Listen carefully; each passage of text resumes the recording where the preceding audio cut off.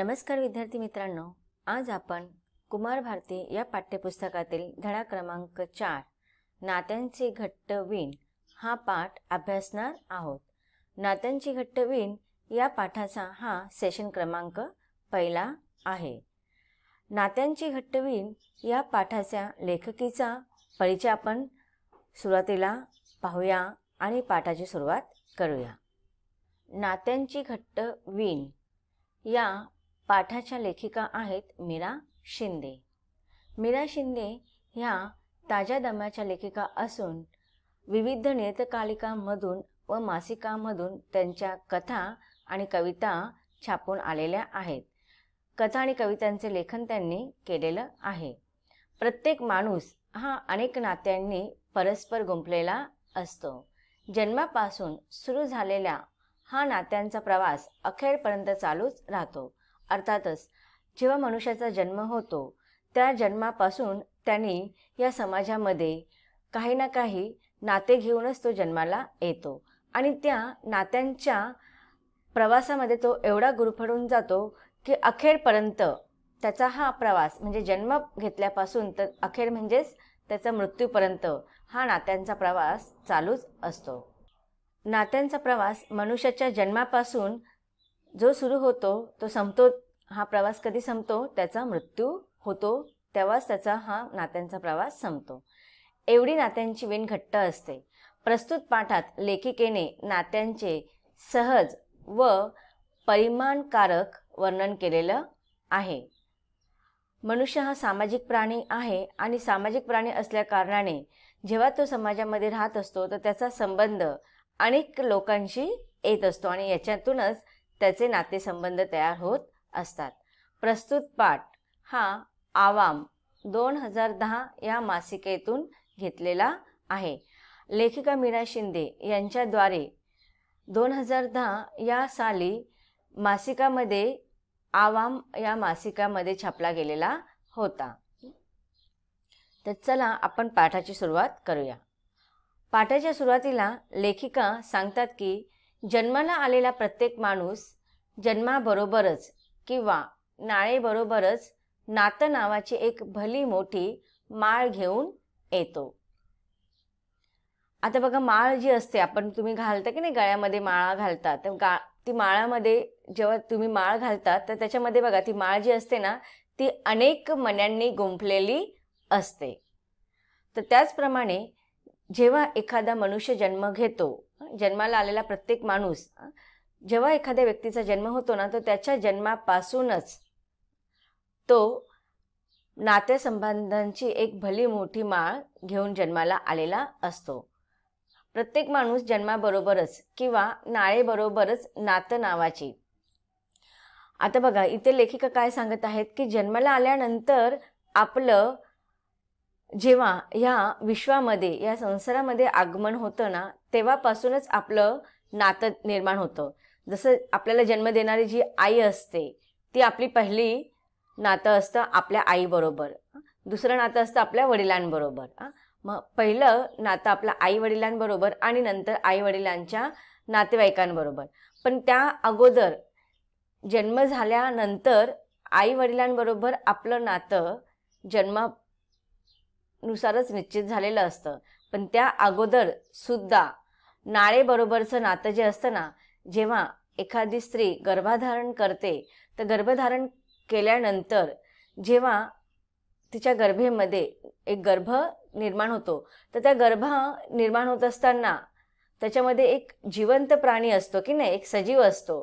तर ते सजीव आईच्या गर्भामध्ये कसं जिवंत राहतं तर त्या गर्भाचं जी नाळ असते ना त्या आईच्या नाळाशी जोडलं गेलेलं असतं आणि त्यामुळेच आपल्याला बघा आपण समोर एखादा व्यक्ती दिसतो तो आपल्याला श्वास घेताना दिसतो, जेवताना खाताना पिताना दिसतो, म्हणजे तो त्याचं दैनंदिन जीवन तो जगत असतो।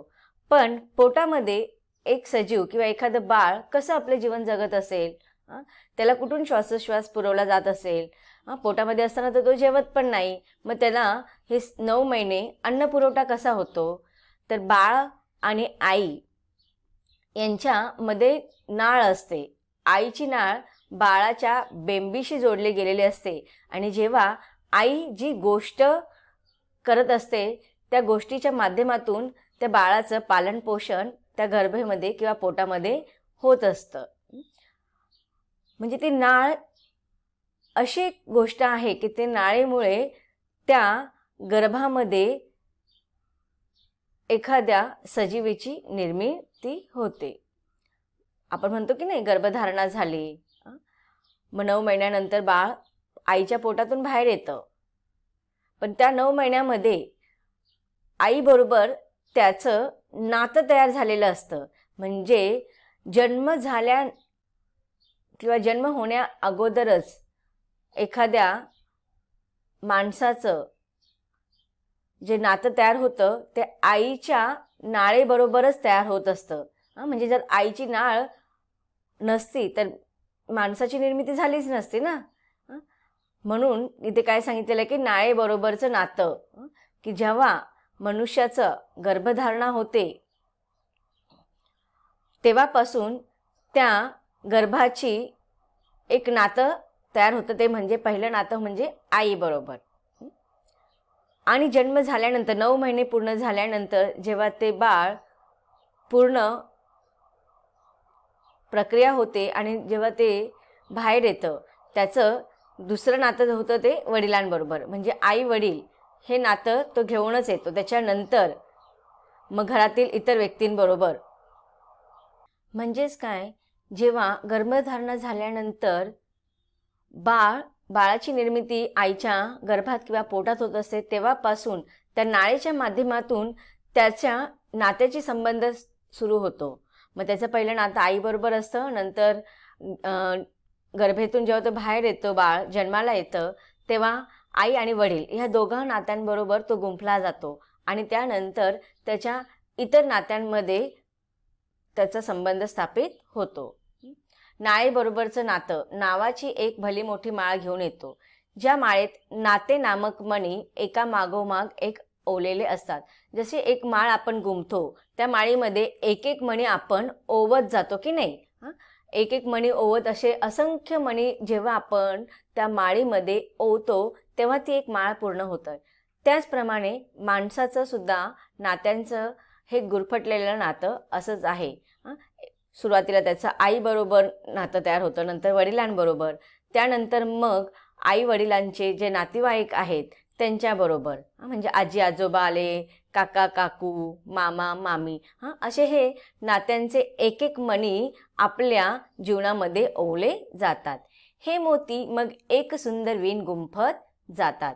मग बघ, आपण जसं माळेमध्ये एक एक मोती महत्त्वाचा असतो, एक एक मणी महत्त्वाचा असतो आणि त्यामुळे त्या माळेला सुंदरता निर्माण होते.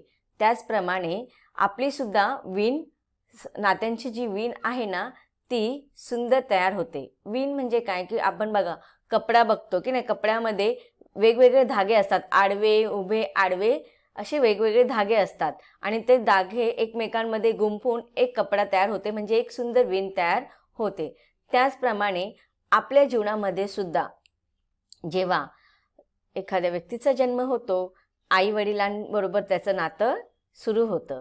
मग आई वडिलांच्या नात्यांबरोबर असलेले त्याचं नातेसंबंध पण तयार होतं. म्हणजे आई वडिलांचे आई वडील म्हणजे आजी आजोबा, आई वडिलांचे भावंड, काका काकू, मामा मामी, अशा रीतीने कळत नकळत अनेक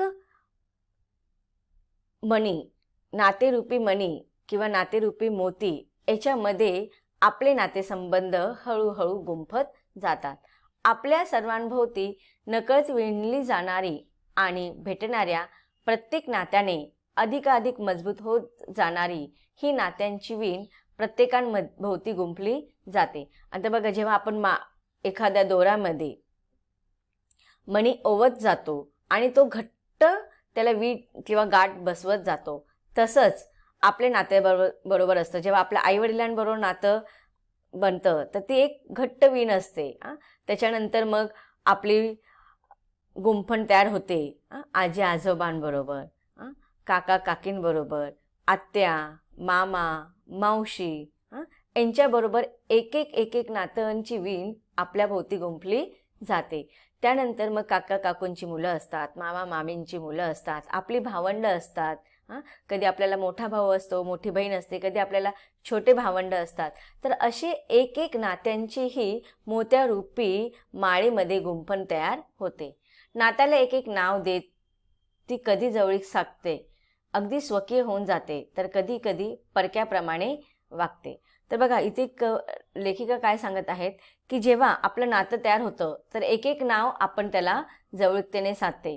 सुरुवातीला आपण जेव्हा लहान बाळ त्याला फक्त आपली आईच समजत असते, कारण की तो 9 महिने आईच्या त्या गर्भेमध्ये असतो आणि त्याची नाळ आईच्या नाळीमुळे जोडली गेल्यामुळे त्याला फक्त आईच्या सहवासाची सवय असते.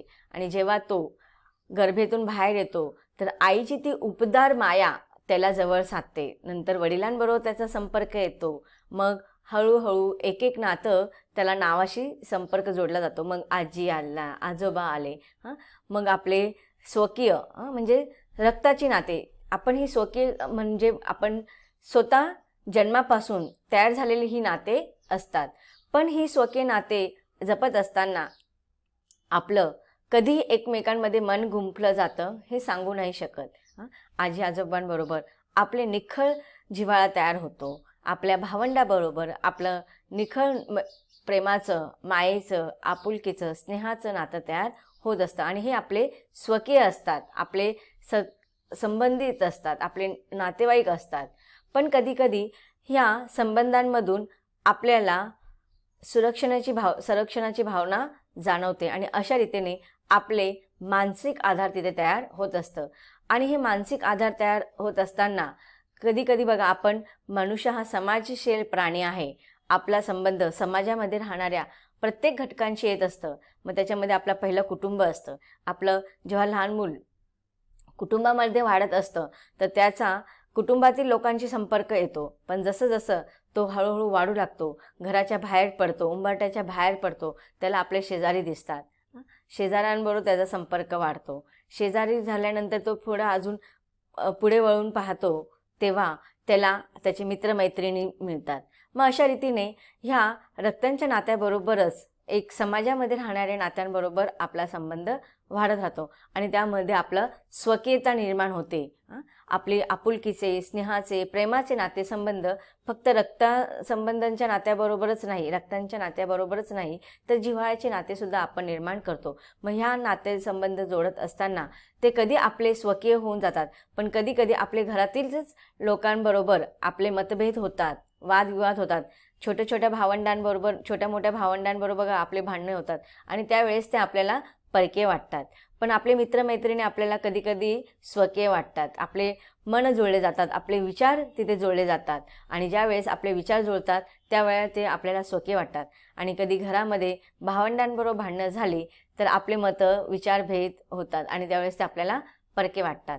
नाती जन्माबरोबर आलेली असोत वा सहवासातून किंवा वातावरणातून निर्माण झालेले असू देत, त्यातही स्वकीय आणि परकीय असा भेदाभेद दिसतोच. आता बघा, नाती आपली जन्माबरोबरची असतात, तशीच आपण सहवासातून मित्रमैत्रिणींचे नाते किंवा आपण ज्या वातावरणामध्ये आपण बघा आपल्या आजूबाजूचे जे वातावरण असतं त्याच्यामध्ये आपले नातेसंबंध होतात. शेजाऱ्यांबरोबर चांगले नाते होतात. मैत्री करताना आपण हा विचार करत नाही आपल्या वयाचाच असो, आपल्या धर्माचाच असो, आपल्या जातीचाच असो असा आपण विचार करत नाही. आपली फक्त तिथे काय होते, एक गाठभेट होते आणि आपल्यात एक सहसंबंध तयार होतो. मग सहवासातून आणि वातावरणामधून आपल्याला कधी स्वकीय वाटतात लोक तर कधी ते परके वाटतात. मग स्वकीय वाटणारी लोक म्हणजेच आपली लोक आणि परके वाटणारी लोक म्हणजे ते आपण त्यांना टाळत असतो. असे काही संबंध असतात की आपला त्यांचा संपर्क येत असतात पण आपल्याला त्यांच्याबरोबर बोलायला आवडत नाही, त्यांचा तो सहवास आवडत नाही. मग अशा रीतीने आपले स्वकीय आणि परकीय असा भेदभाव होत असतो. आता बघा ना, हे विश्व किती मोठं आहे, इथे अनेक लोक राहतात. पण ह्या लोकांच्या जर आपण बाहेर पडलो तर सगळे आपल्या ओळखीचे असतात का? नाही. म्हणजे ओळखीचे ते आपले स्वकीय आणि जे ओळखीचे नाहीत ते आपल्यासाठी परके असतात. आपण त्यांना कोणत्याच रूपाने ओळखत नाही. नाही त्यांचं नाव रूप माहिती असतं आपल्याला, नाही त्यांचं नाव गाव माहिती असतं, म्हणजे ते आपल्यासाठी परके असतात. मग असे स्वकीय आणि परकीय अशा नात्यांमध्ये भेदाभेद होताना आपल्याला दिसतो.